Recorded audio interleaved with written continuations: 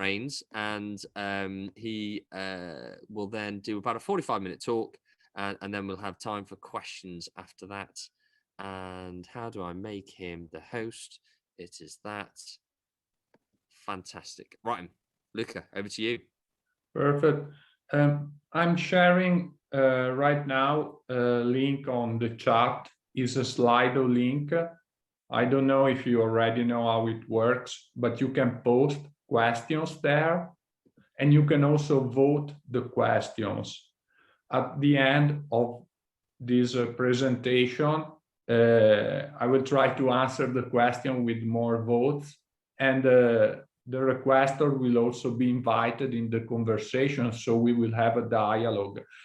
Phil, I think you also see the link in the chat. Maybe later on, feel free to share that link again. Okay, now I'm starting with the sharing the deck, and we can start with the presentation.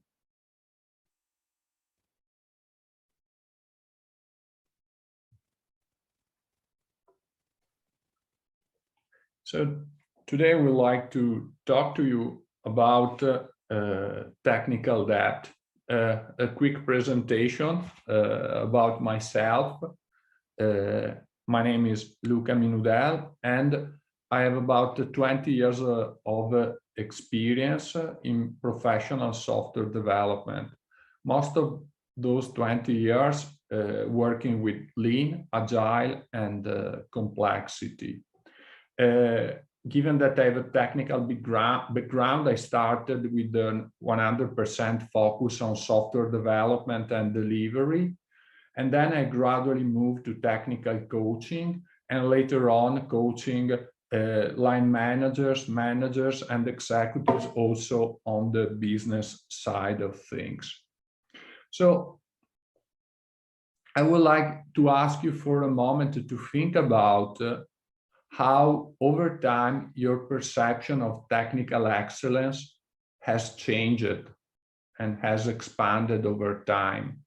And I will quickly tell you my history, but meanwhile, think about your history. When I started in software development, initially my challenge was about using the language, the libraries, the frameworks, and the tool to make sure that the computer was doing what it was expected to do. And at that time, it was all about that in the beginning. A little later, my understanding expanded a little, and I started to understand that I was working together with other developers in the same code base. We were changing and working on common parts of the code base. So I started to think about how to work together well. After a while, I started to realize that software development was more than delivering new feature, but there was a whole life cycle: delivering, evolving, maintenance, support, and so on. And I also realized that beyond the development systems, there was test system, production system, and many systems involved in the production environment. So my understanding of what it means, technical excellence, really start to take into account the bigger picture, to the point that I start to realize and to get in contact with users and customers, start to think about collecting requirements, as well as collecting feedbacks from users and customers after the features was delivered. And then I start to get in touch or understand the business side of things. What is the business impact of what I'm doing? How my technical decisions are connected to the business. And this has been my journey until today. So today I will talk about technical excellence, right? And how Formula One teams manage to crack technical debt. But when we talk about technical debt, very often what we really mean is a mess. So that mess that is caused by poor technical decisions that lead to low quality code, low quality design, low quality features, and so on. The original definition of technical debt is a little different. Is when someone is intentionally taking some shortcut in order to expedite a release. And this someone is perfectly aware of the consequences of those shortcuts. That is that the team will lose productivity for a while until those shortcuts are taken care of with refactoring. And those decisions, those intentional decisions to take those shortcuts are made when, from a business point of view, it makes sense to do so. So this is where business strategy meets the engineering strategy. In reality, when we look at many organizations, is not really about this technical debt, is more about a mess. And this is kind of the definition of technical debt that I'm referring to during this presentation. So where we are today, you probably know that modern way of working, especially from the technical point of view, are born during the 80s and the 90s. At that time, a modern way of working started in software development, and initially it was an underground and revolutionary movement because it was really subverting the definition of what was intended as good in software development. Gradually, modern way of working became popular. Nowadays, we talk a lot about modern way of working at team level, management level, leadership level.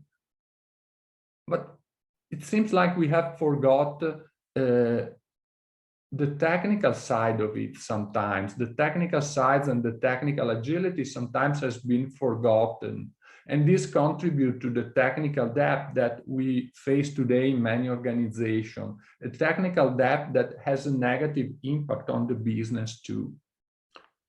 So here we are, Formula One. You probably know it's a multi-million-dollar business. It's an entertainment with one of the largest audiences worldwide. And it is the pinnacle of the motorsport competition.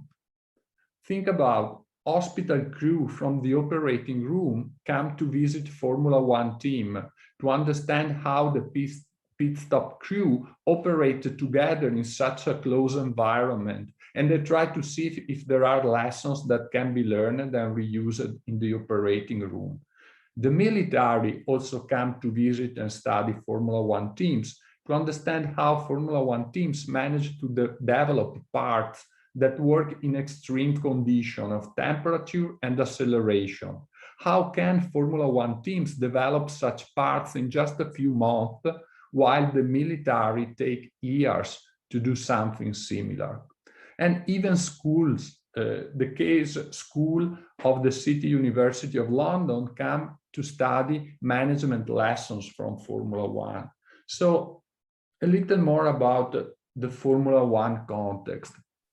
When you look at some of the top teams, Ferrari, Mercedes, McLaren, Renault, and the other, the teams that are fighting to win the championship, they are under an incredible pressure. It's hard to imagine the pressure that those teams are facing and everyone inside those teams. And even under this huge pressure, Formula One teams are constantly learning and delivering at the same time. Isn't that crazy? In most of the organizations that do not face 1/10 of the pressure that Formula One team face, sometimes you fight yourself fighting to find the time for learning versus delivering, as if learning and delivering are two separated activities that are competing for time and resources. And in that situation, instead, Formula One team managed to do both. They face frequent and unescapable reality check, the races and the race weekend that is mandated by the sporting calendar. And then every failure and every success is out in the open. But now let's talk about software and technology in Formula One. Well, as I mentioned, Formula One business is entertainment, but at the same time is racing, right? Racing with the car. And cars are one of the oldest industrial products, the combustion engine. But nowadays, software is used everywhere, even at the heart of one of the oldest industrial products. In Formula One, we use software inside the car, in the pit wall, in the garage, at the home factory. And every single part of a Formula One car is traced throughout its whole life cycle via software, from the design to use of software in this by smart robots in the production line and so on. The use of software started around the 70s when some sensor was introduced inside the Formula One car. Typically, after a stint or after a race, data from those sensors was downloaded from the car into computers for race engineers to analyze that data and then try to improve the performance of the car and the reliability of different parts. It was only 10 years later when there has been the introduction of an engine control unit, a brain that controls the engine in order to maximize the delivery of the power and the efficiency of the fuel. And then in the 90s, we have the explosion of software inside the car. We have hundreds of sensors transmitted via radio in real time to the pit wall, supporting real-time decision-making during the race or during the development of the car. That information that we call real-time telemetry is also fundamental for the safety of the driver. Even more, inside the car, as you well know, there is a steering wheel that is a computer on your steering wheel, as complex as a smartphone, but much before the smartphone were popular. And then nowadays we have drive-by-wire. What does it mean? It means that when you're driving your car, you do not have any direct mechanical connection with the car anymore. When you steer the wheel, when you press the gas, or when you push the brakes, you are activating electric impulse that goes into a computer that after that, using actuators, control the car. It's kind of being inside a video game. So again, think about that, combustion engine, cars that are the oldest industrial product, and software and digital technology is at the very heart of it. What does it mean? Now, those are just a few quotes, but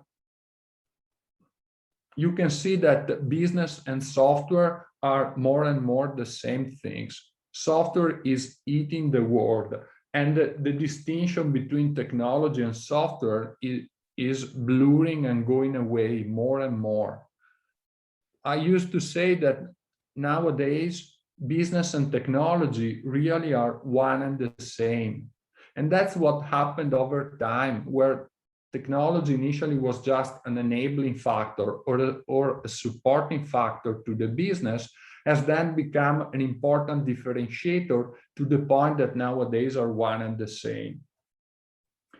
So think about technical excellence again. Think about the impact of technical excellence. It helps the business and support the business to get better and better, going from good enough to the best that you can have, going from a good car and a good driver to winning races.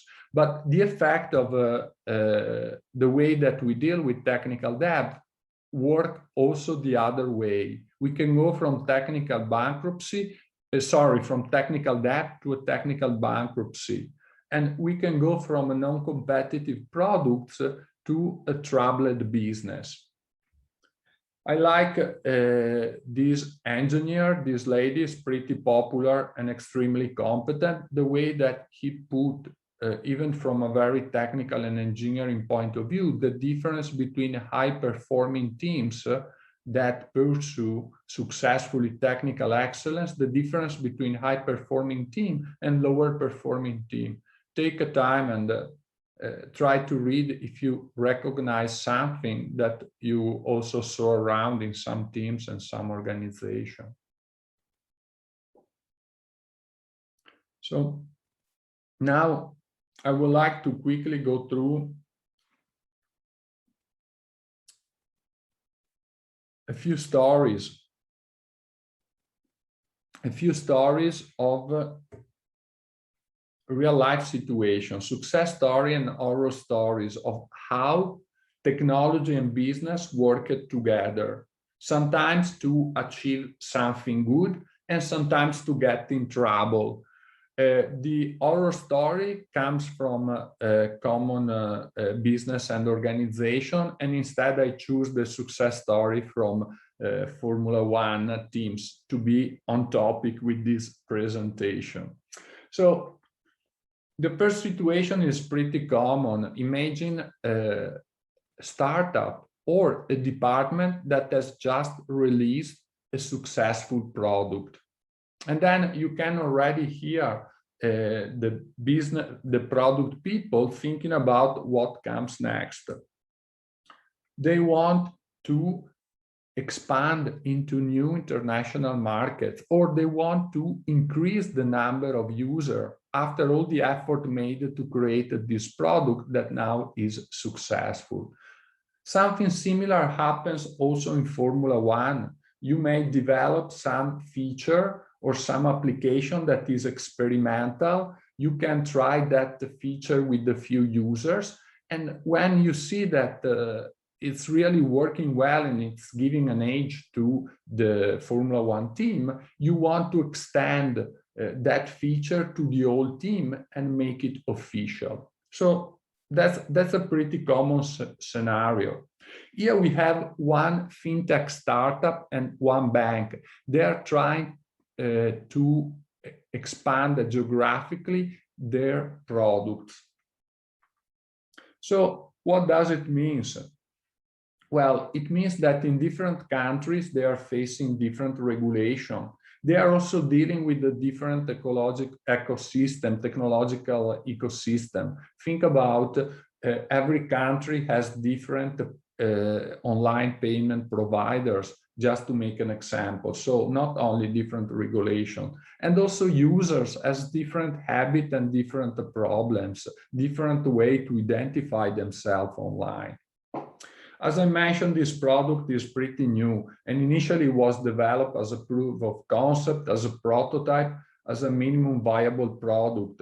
And no one knew if this product was going to be successful or not. So it was okay to take some shortcut, to cut some corner.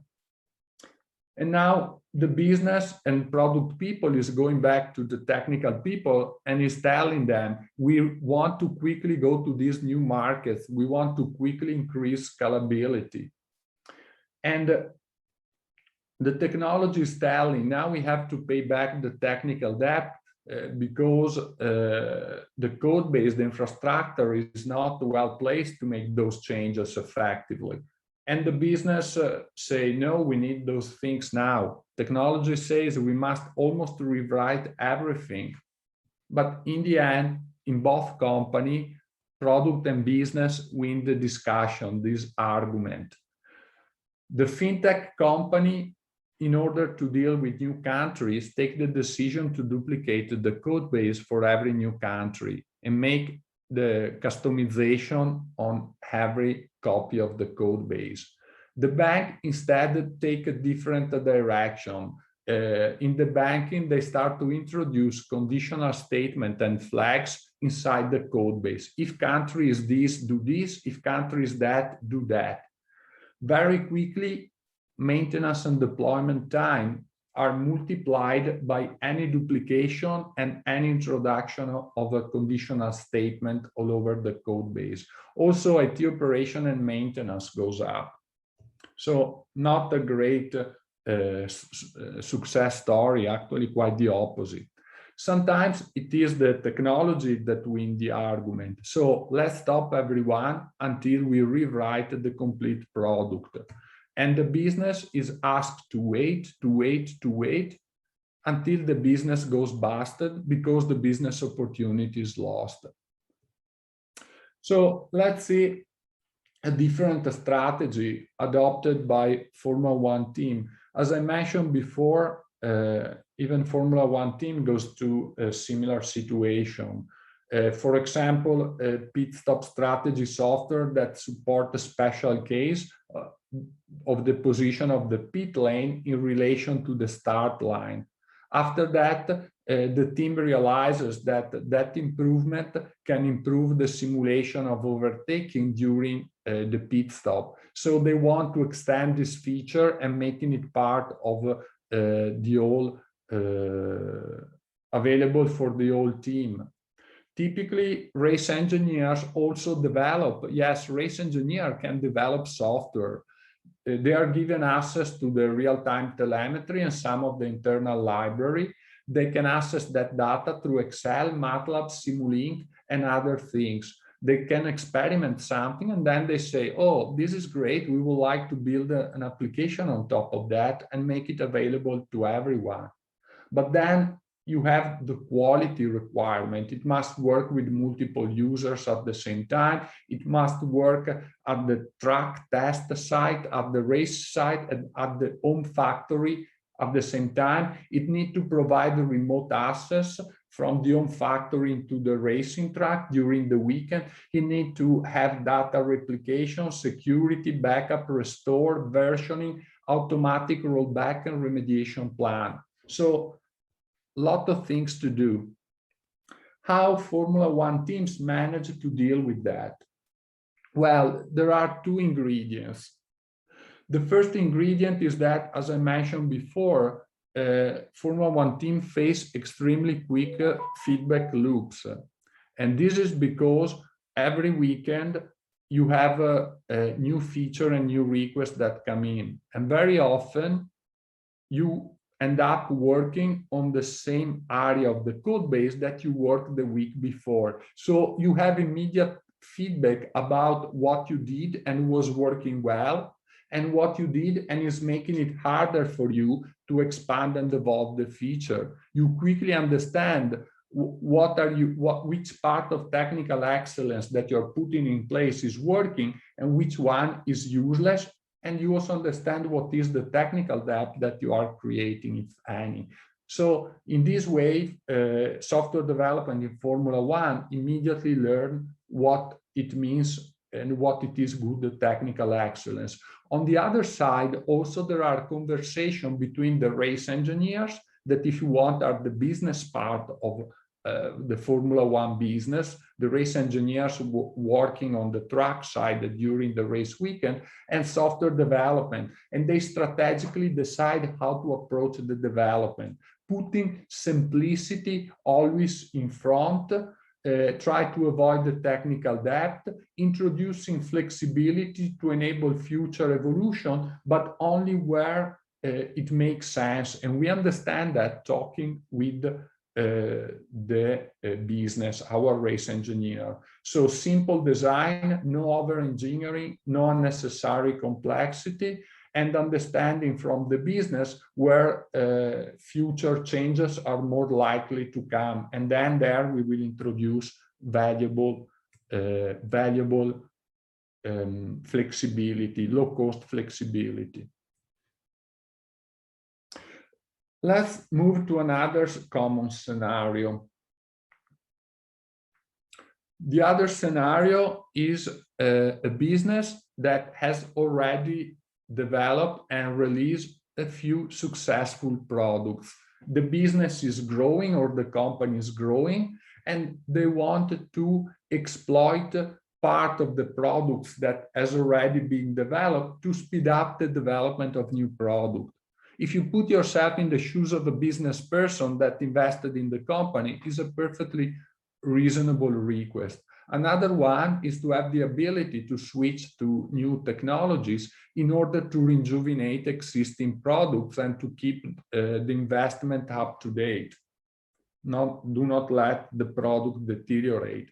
So the business or the product people go to the technology area and they ask, which option do you provide us to enact our strategy?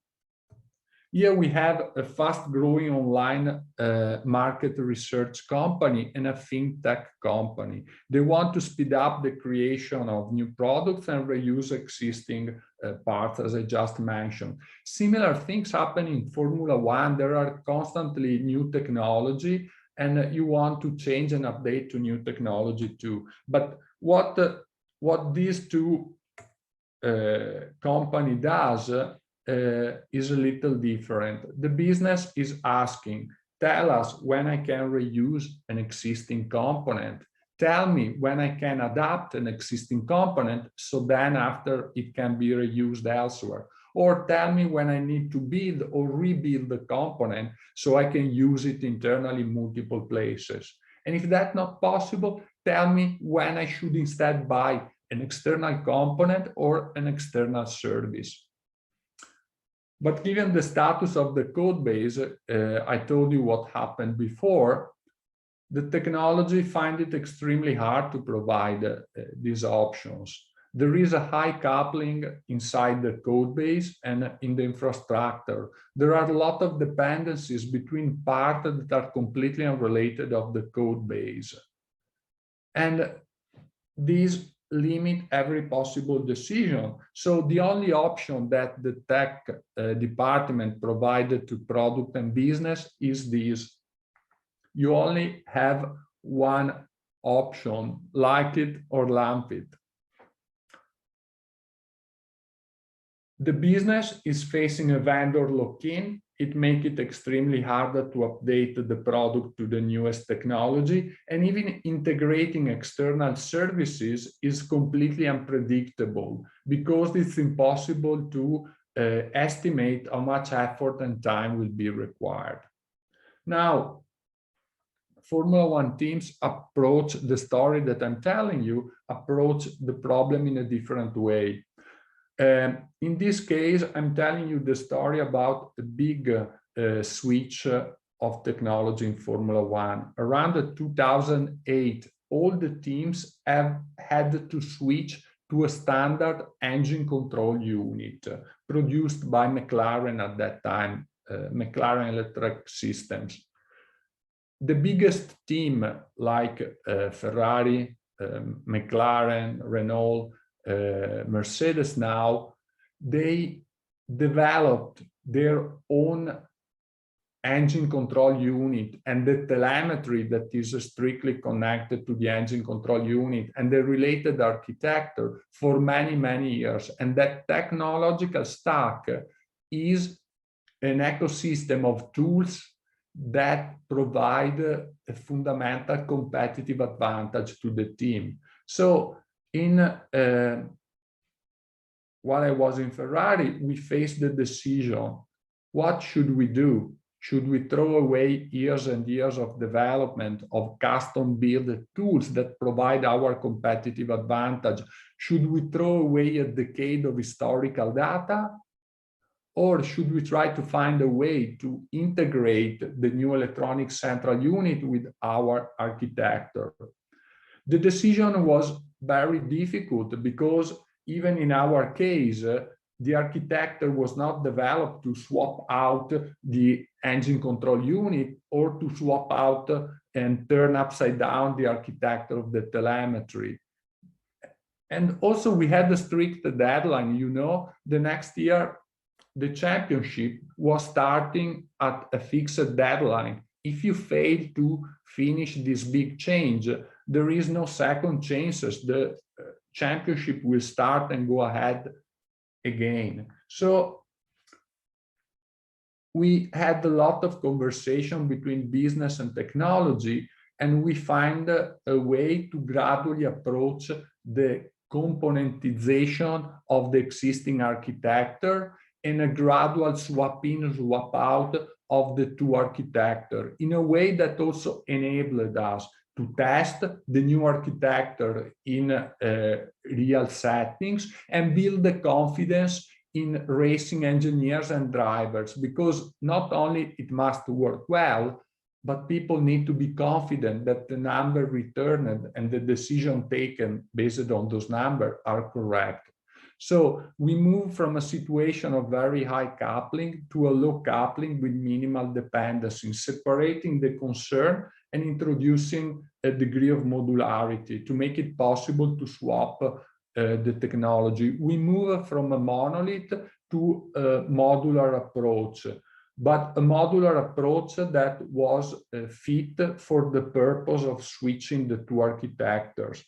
You may be familiar with the DLL hell, or more recently with microservices hell, when you have plenty of microservices, and even to release a single microservices, you need to release other 20 microservices together. You cannot release one in isolation. No, we did a modularization that worked and fitted the purpose of what the business wanted to do. Also gradually to build the confidence and try things out.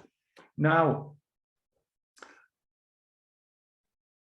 that worked well. Now, I would like to quickly share with you two other scenarios. Those are the scenarios where the business and the company is taking a negative direction. Things are starting to get tough and are not going very well. Here we have a business that was leading, a company that was leading, the first to create that product, but now the competitors are catching up. They started later, they copied the product, they started with the green code base, greenfield projects, and they are using new technology. They are moving faster. So the business need to evolve faster to reduce time to market, to reduce cost in order to increase margin. Even in Formula One, you have similar challenge in the sense that software development team inside the Formula One team, like Ferrari, is competing with other software development team in other teams in order to maximize the value and the competitive advantage delivered by the software in every race. So here we are, but because we have two companies, one company in this case, sorry, an online gaming and betting company, they've been one of the first to create a online poker and casino. But then adding new feature became increasingly harder because of the accumulation of the technical debt. It's like climbing a human tower or playing at Jenga. The taller you go, the harder it becomes. So the company is losing competitive advantage, the products are aging and falling behind competitors, customers keep waiting for the missing feature and for the bug fixes. And the competing products, meanwhile, cost less and are eroding market share.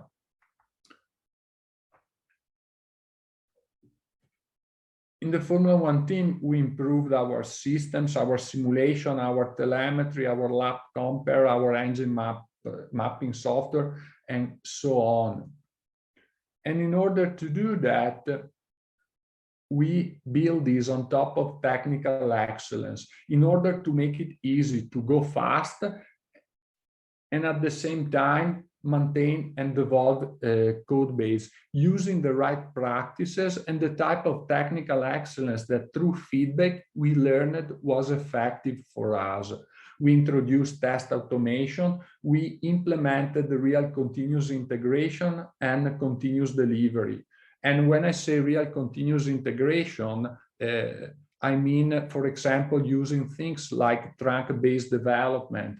When I mean continuous delivery, I mean, for example, implementing automatic remediation plans, automatic rollback, even when the changes that you are doing are not backward compatible, having an emergent architecture and design, minimizing duplication, avoiding over-engineering, and so on. So we went from a situation where, you know, Friday, when you have the release, you feel like from the left, climbing a human tower or playing Jenga, to a feeling that is described on the right side, like playing a puzzle. You feel extremely relaxed. There is low accidental complexity, and if something goes wrong, it's extremely quick, fast, easy, and cheap to reverse your decision. Nothing will fall apart if you put the wrong place in a puzzle. You have better product quality, more business option, and you are safer and faster at the same time.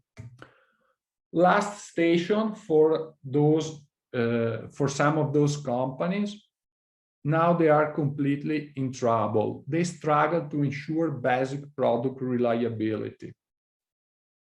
So this is what is going on. They are in constant firefighting mode. Everyone is busy firefighting. Everyone is trying to avoid the interruption of the services. Developers are busy fixing bugs most of the time. And this is where someone come up with a genius solution. Let's have two different teams. One will be dedicated to firefighting, and the other will be dedicated to fix bugs. But what's going on here? The team that is paid and rewarded to throw out a feature quickly, throw out feature of extremely low quality because someone else will fix the bug. And those that are paid to fix bug, they put a patch on the bug instead of fixing the root cause that lead to those defects. And so it's like having two teams that instead of collaborating, they fight each other, making things worse and worse, leading to a decrease of productivity of 10 times.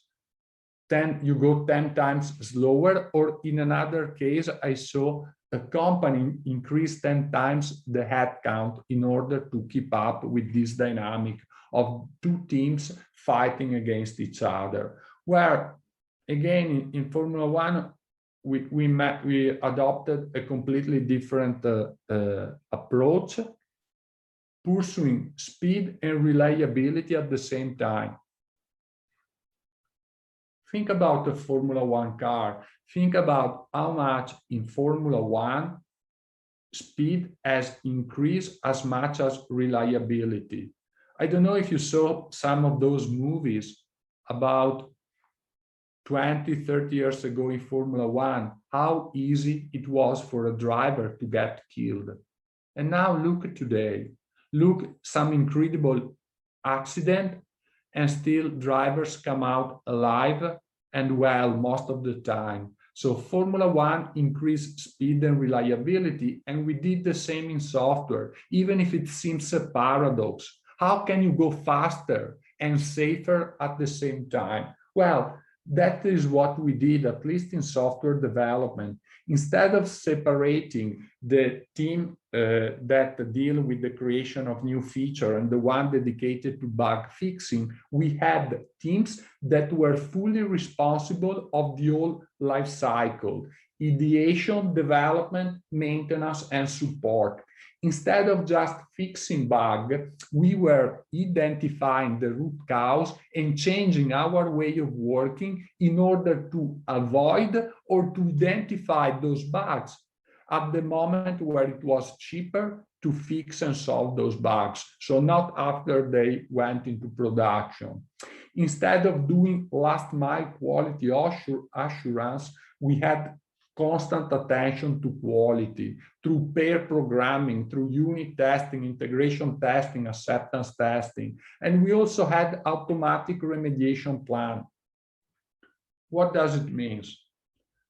It means that even during a race weekend, even during a race when a showstopper bug is identified, with just one click, you can roll back a software to the previous stable version. So even if something crazy happened, an extremely terrible bug, one click and the problem is solved, because you are using the previous version, and you will be able to fix the bug the next week without causing trouble to the current race.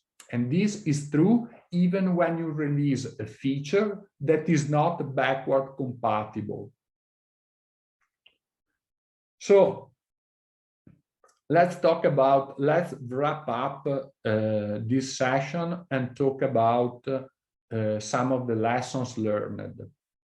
And I remember you, Phil, if you manage to throw in the chat again the link to Slido that I shared in the beginning. If you have questions, you can start to put your question on Slido and vote your question. So the first lesson is a growth mindset, continuously learning and improving while delivering. As a manager, for those of you that are in a management position, the lesson is learning and delivering support each other.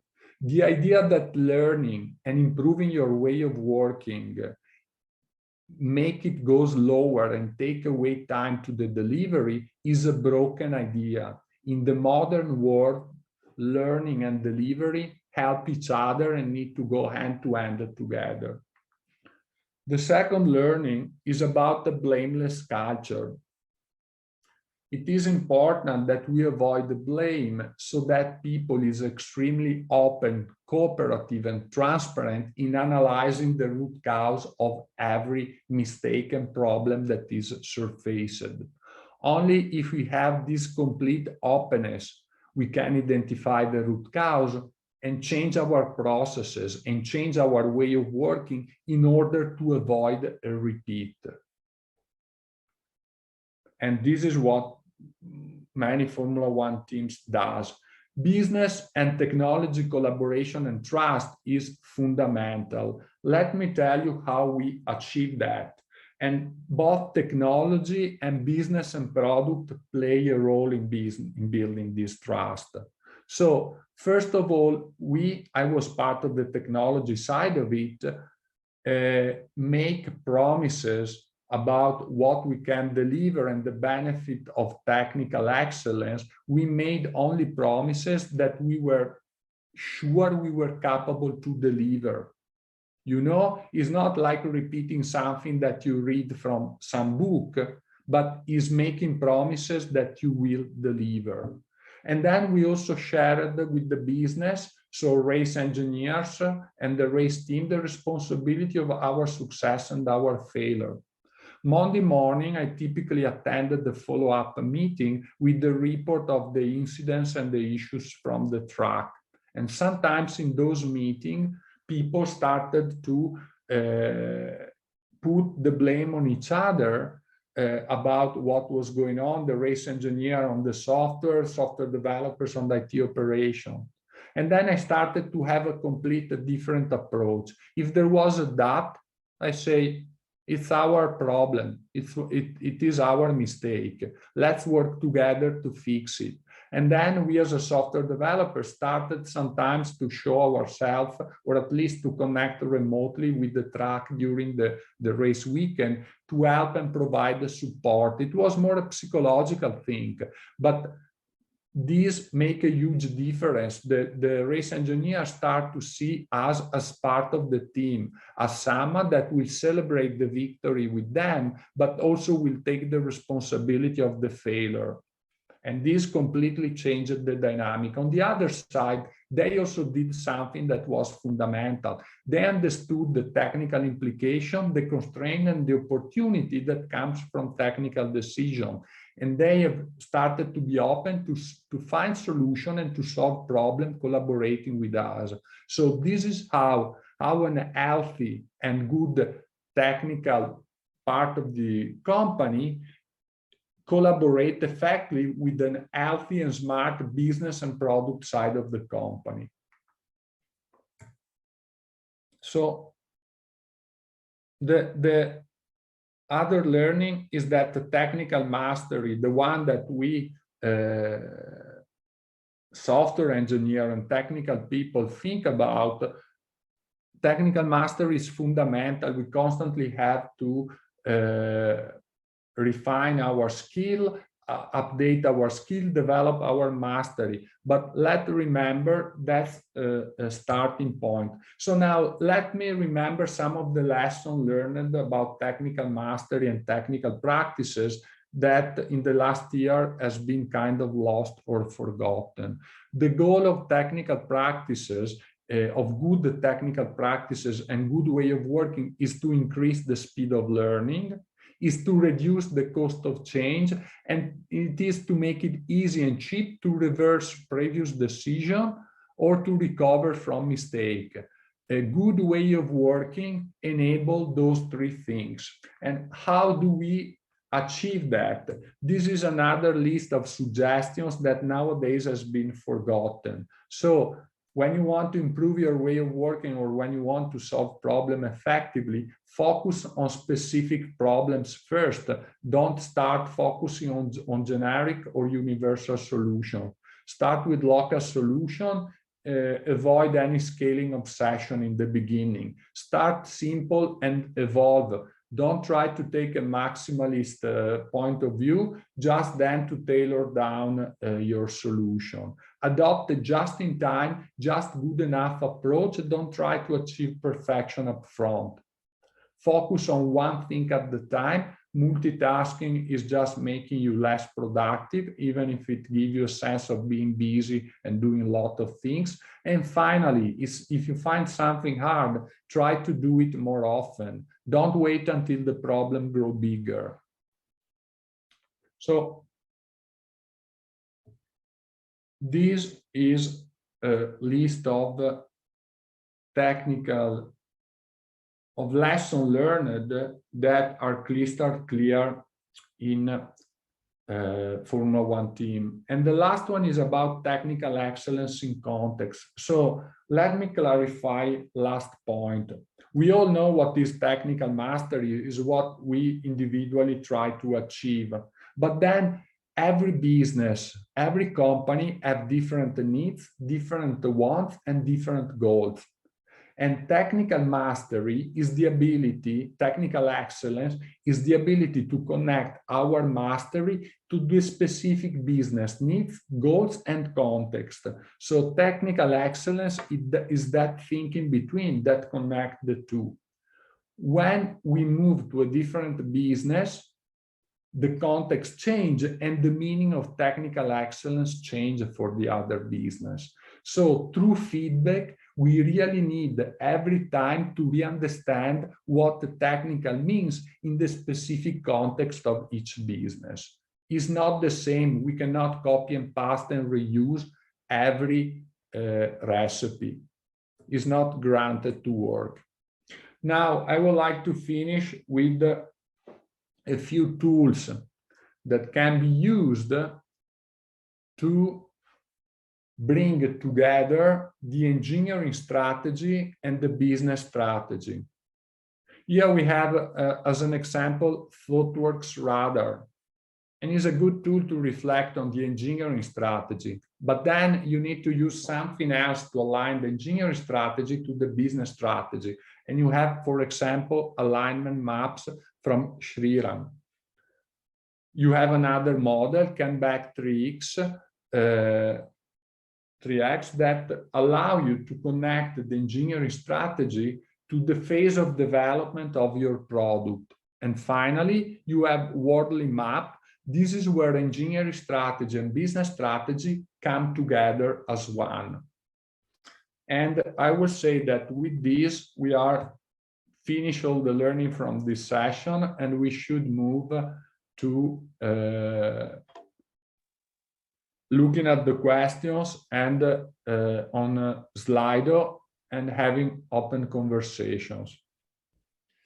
Cool, Luca, that was brilliant. Thank you very much. I really enjoyed that. And I've got Slido open. We've got some questions already on there. I'm going to go have you found working in different countries and different cultures that they've adopted this mindset better, or is any have you come across certain cultures that have adapted it better, or is everybody in the same boat?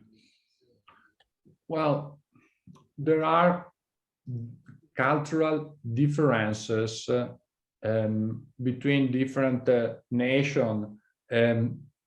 I usually tend not to generalize and stereotype because it's easy to go from that to a prejudice. But for example, we very often comment the creativity of the Brazil football team, or we comment the well thought out engineering of a German team.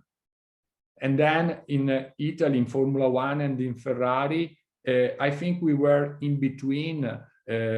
We were good to plan, but we were extremely good in testing and learning. Just to make an example, during the 90s and 2000, compared to McLaren, we had some of the first employees from Microsoft, the one that built the first version of Windows that was working well and commercially successful, that came to work with us, left Microsoft and went to work in Ferrari. And he did something incredible. He created some simulation software that could run on a PC during the race weekend, while McLaren was running simulation on supercomputers that were taking days to give a result. So Ferrari was able to use extremely limited technology in an extremely approximated mechanical model based on a bicycle. So Formula One car was simulated with a physics model based on the bicycle, but that ability to get real-time information, real-time answer from the simulation during the race weekend was providing better results, was a better competitive advantage than what McLaren was doing. So these are a few of the things that come to my mind. Brilliant, thank you. So top question at the moment is, how does an organization succeed when it is already in a technical bankruptcy state?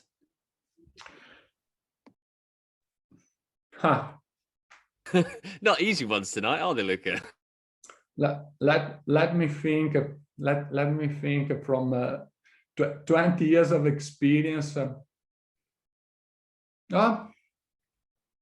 I can tell you a story. I cannot mention the name of the bank. So this is actually here in UK, London, a department of a bank, foreign exchange. At some point, the code base became too old and they were not able to manage the volume of the transaction. The product started to break down. The business was so desperate that they trusted some of the people that they hired previously, and some of these people were extremely competent in the way of dealing with technology. So they started to introduce practices that otherwise in a banking environment would be considered unacceptable. But they were so desperate that they give a carte blanche to that team. They rebuilt the product using so I think it's about 5 years ago, continuous delivery and DevOps, continuous refactoring, unit testing and automated testing pushed to the extreme condition, and they managed to recreate a new product. So what I'm telling you is that sometimes the problem is serious enough, but not catastrophic enough to give a second chance to the company to restart from scratch, especially a rich and fat company. If that product is your money cow, if that is your biggest product, when you realize you are there, it's too late. I saw companies sold. The customer base was sold to another company. and the old company was completely disbanded. So you don't want to arrive there, at least unless it is just one department of a large fat company. You really don't want to go there. Thank you. And sorry, Phil, Bagan asked the question. I'm curious if he or she want to intervene and tell us something. Yeah, sure. So my name is Brianna, and that's my question. And I'm kind of living through that right now. And the way we've been handling it, it's for a Fortune 50 company, and we've had 3 CEOs and 4 CTOs in less than 2 years. And the technical bankruptcy has gotten so bad that the only way we get it resolved is we power cycle the C-suite. So I've got 100% new C-suite executives. I got 100% new vice presidents, but the problem still exists. And every time I try to go address it, you know, I've got 6 teams of contractors, but I really only need 10 people to solve the problem. And I'm not allowed to. I just get a new executive and we start over from the beginning. And now at the point where anybody who is competent no longer even wants to try to attack the issue, even though they know how to. It's just like, we're just going to get a new executive. And, you know, it's almost a running joke of how long until the next one comes in, and we're just going to move on, which is a real frustration and disappointment, because we are the right people to solve the problem. We really legitimately are, and we like solving this problem, but we're not allowed to anymore. And I don't want another executive to tell me how to solve this or ignore the problem. And the only solution that's really been presented is throw money at the problem, and unfortunately, until it either hurts too much or we don't throw money at the problem, it's not really going to get resolved. And that's why the current C-level people don't let those that know the answer to solve it? What is the reason that they don't want to? I believe it has a serious mistrust in legacy situations. Depending on who you talk to, we had a $2 billion to $10 billion SAP failure, and then prior to that, and then after that, a failed acquisition of the next largest competitor in the industry. And we were just trying to buy out their technology. We weren't even trying to get their customers. We were just trying to buy their technology.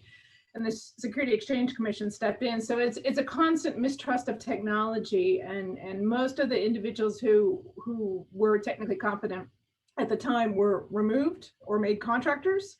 So that just shows you we're not going to trust you. And those who have survived and have the most knowledge to the pain points are still being not allowed to be trusted. And it's just this inherent miscommunication between, you know, it's IT and the business, and we're not integrated. We're not being allowed to integrate. Every time we get close, new executive comes in, has to sell, you know, their initiatives in 18 months, and that doesn't make the top priority. I don't know if that's helping you answer your question. That's described. I'm sure that many recognize this short cycle of a CTO or C-suite that lasts too short, and it's easier to go away and leave behind the mess. As a technical people, one time I did something crazy. So my managers didn't dare to touch a similar problem. So I took the decision that I will solve it.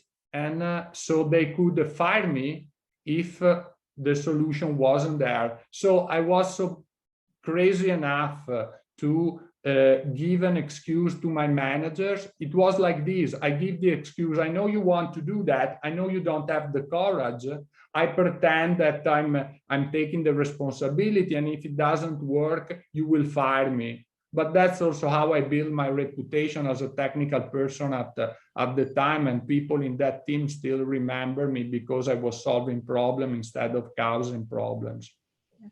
For the lowest level line workers, we've been taking that risk, right? But it's kind of ironic. I'm allowed to hire people, but I'm not allowed to move to that problem and solve it. And it's an administrative matter, and it's, you know, I'm being told it's a budget issue versus a technical issue. Like, I can't move to go fix the problem. And it's like, okay, well, how about you let me do it? And if you don't like me, you can take my job. Yeah, I'm okay with that. I will willingly accept the risk. But like, well, you can't even get to that point. We're so mired in the anxiety that you're not allowed to solve it. Thank you. Well, thank you for sharing. I'm sure many have faced a similar situation, and kind of this trust issue come again. Thank you for sharing. Great. Next question. Have you come across a biz-friendly tech debt framework to get buy-in from business process owner, systems owners, that they IS an issue? Who asked this question? Is there me? Yeah. Maybe they want to phrase it. Yeah, what I meant to say is similar to Brianne's actually. It's Michelle here. Can you hear me okay? Yeah. Yeah. Everything. It's the buy-in bit. You know, it's almost like they're ostriches in a in a open plain, and they've got their head in the sand rather than actually listening to a very well experienced, similar to you, Luca, sort of 20 to 30 years IT experience, and you can't get them to listen, to say you can do short term for so long, but eventually the debt collector is going to be at your door, as Brianna's experiencing, judging from the nods. So the bubble you showed where technical is inside the business is a very rare experience, maybe because, like Brianna, I'm going in as a contractor, so I'm often going in as a problem solver. They've got a problem, they're trying to throw resource at it, but at some point, like Brianna's saying, there's no amount of resource that can resolve it, because a very difficult decision. I've not actually managed to find a non-technical debt framework that the business people can seem to get their head around. I'm not sure. So without context, there are two things that come to my mind. One side, again, is about the trust. And I think that business people that do not understand that they need to build a close relationship with technology is gradually disappearing, because nowadays every business is a digital business. So those are dinosaurs that are disappearing. Is a word that is dying. But we can have a role of take initiative in building trust. And I give you before some example. Trust is a two-way, it's part of a relationship. You cannot do it unilaterally, but there are things that we can do. And in terms of tool and frameworks, the only tool and framework that I know is an iterative approach. So breaking down a small problem is small vertical slices that have a business impact, so they can be perceived by the business as actually something tangible that has been delivered, and start to build a trust there. When you can promise many small vertical slices that one after the other get delivered successfully, work, are reliable, are stable, and continue to flow, this is where you build trust. Even myself in Ferrari, the first time when I proposed that I should spend twice the time, not twice the time, but write twice the code to write automated tests as well as feature, someone thought I was crazy. And I was crazy enough to say that's how I work. But immediately after, I released some bug fix or some feature improvement that was much more stable and reliable than the previous. And also I start to find bugs in the simulation software that make it immediately clear to my customer that what I was doing was better than what we were doing before.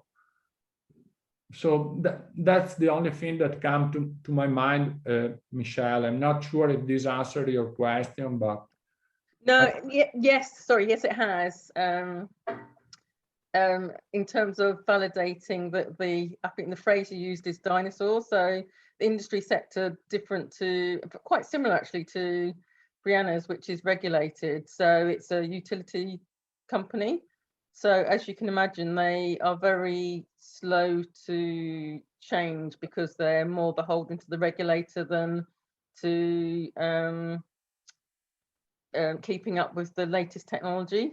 But So keep your hope up. Regulators are changing, are starting to work with companies, are starting to become more. And to be honest, it's easy to blame the business, but put yourself in the shoes of the business. How many technical people promises magical things, but after a while, even in our Formula One team, we had someone working with the aerodynamic department that was promising incredible things, and it took a long time before he could not hide the problem under the carpet.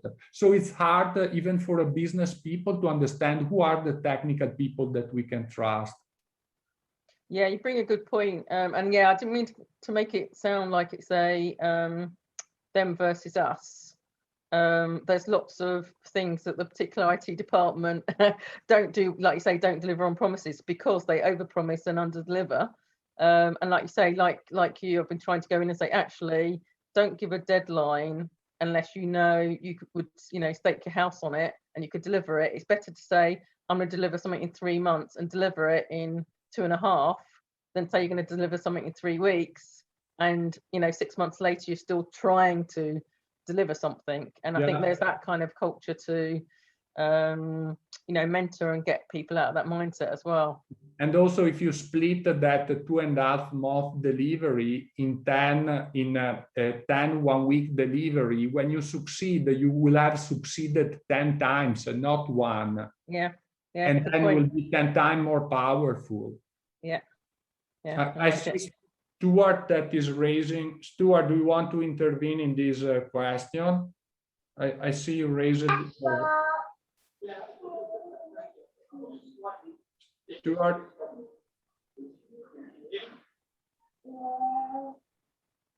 Have we lost you? I think his children want to join in. Oh, yes. We play a little. Okay, I think we lost Stuart for now. We can go ahead. Hello, can you hear me now? Oh, there is. Yeah, he's back. Yes.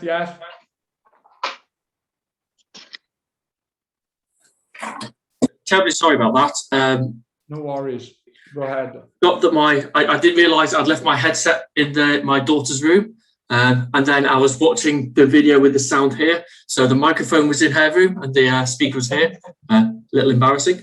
What I wanted to say was I was coming at this from a slightly different angle, along the changing C-suite sort of like resources. What I've seen a lot is where the C-level changes, sort of like you get a new CTO in or something. The technical debt's been there for mergers and acquisitions from several years. And then what happens is the CTO comes in with a new strategy, a new direction. That starts getting launched and you actually build extra technical debt because after 2-3 years, they sort of like change, move on. A new CTO comes in with a new role. You haven't solved the original technical debt. You've now got a half-delivered strategy. And what I see as a big challenge in the places I've been is trying to create a strategy and keep the agile deliveries going in a manner that can keep stepping that forward. Yeah. I wondered if you had any advice on how you've seen that solved in the past.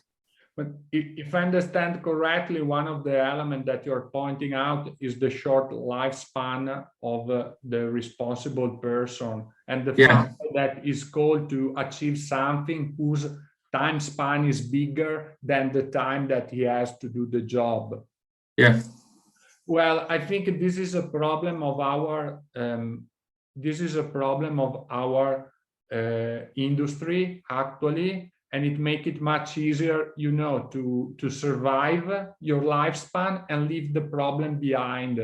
The people that I saw that manage this, but again, require many variables in place, is those senior technical people that identify in the company, those that have a deep understanding and knowledge of the system.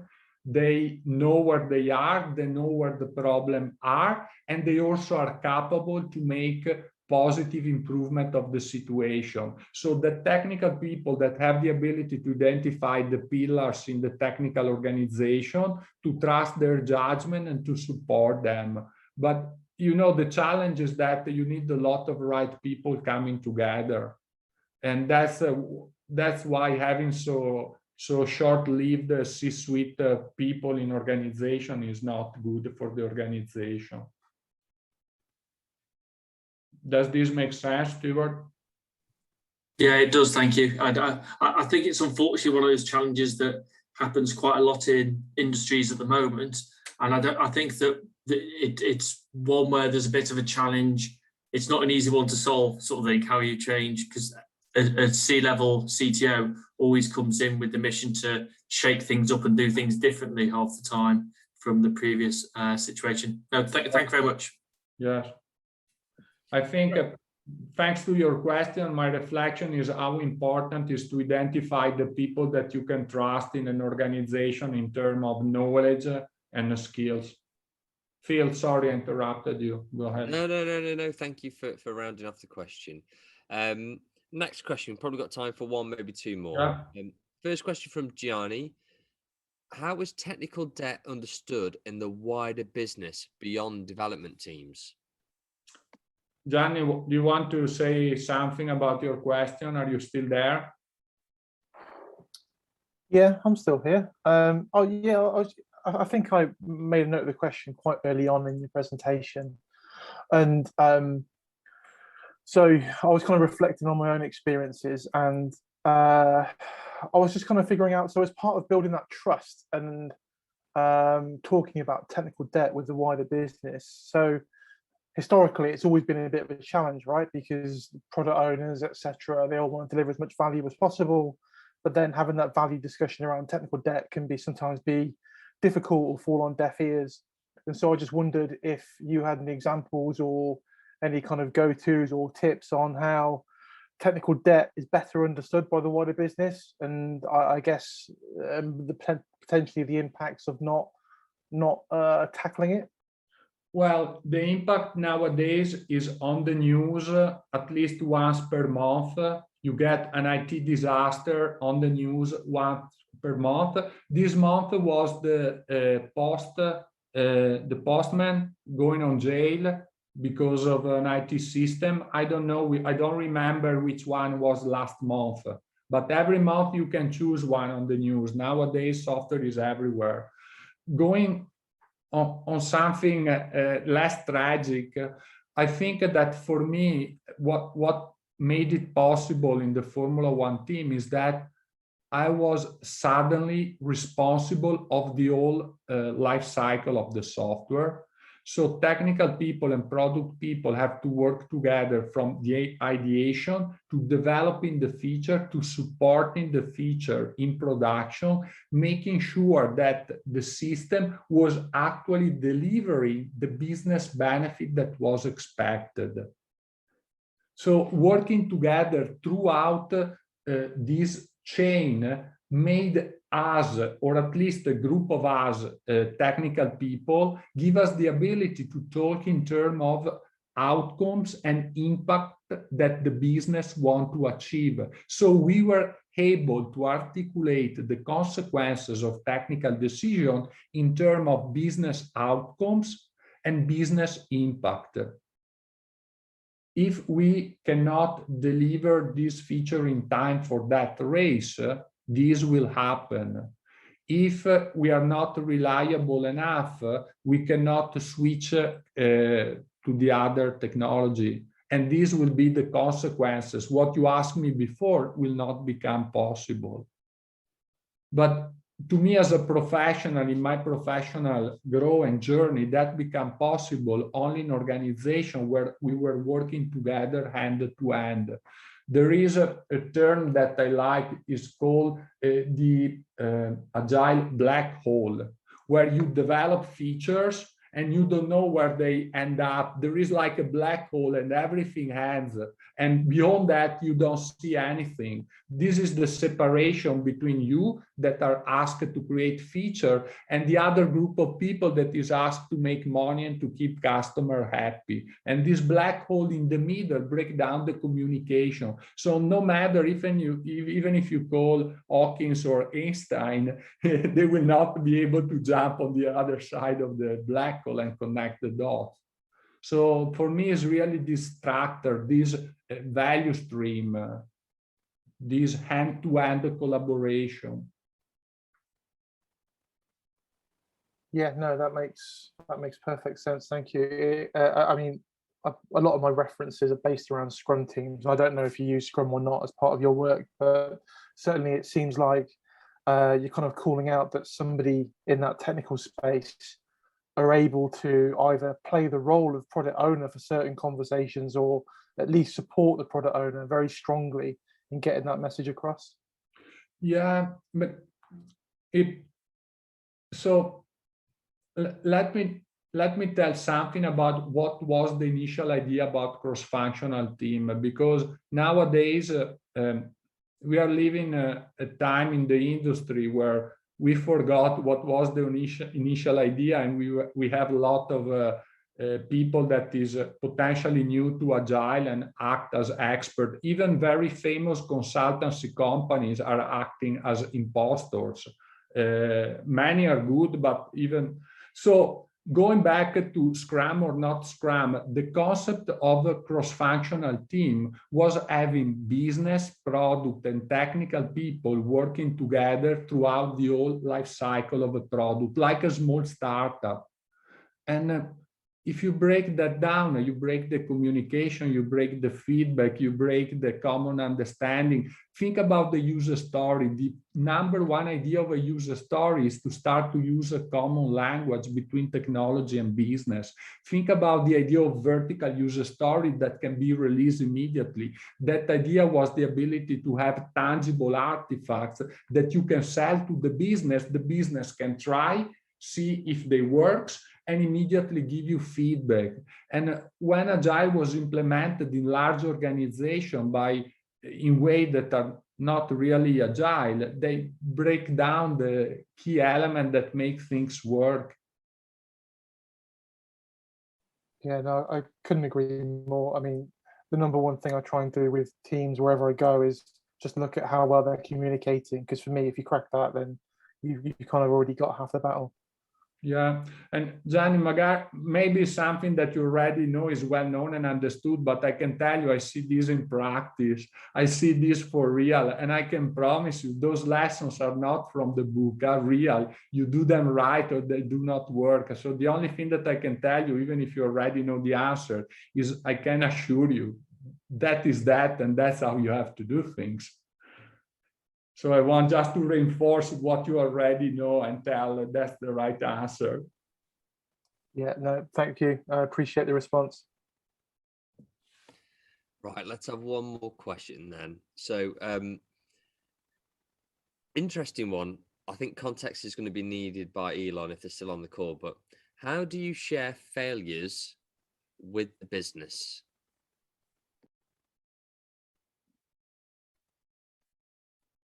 Elon, you here? Still with us?